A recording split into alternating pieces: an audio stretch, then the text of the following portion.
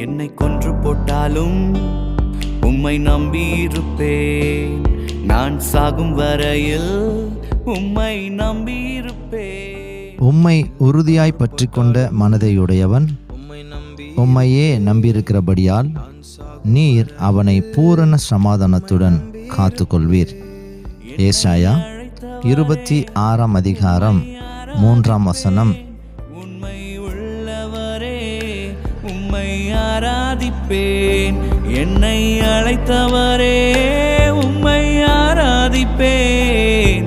உண்மை உள்ளவரே உம்மை ஆராதிப்பேன். நான் ஆராதிக்கும் தெய்வம் என்னை தப்புவிப்பாரே.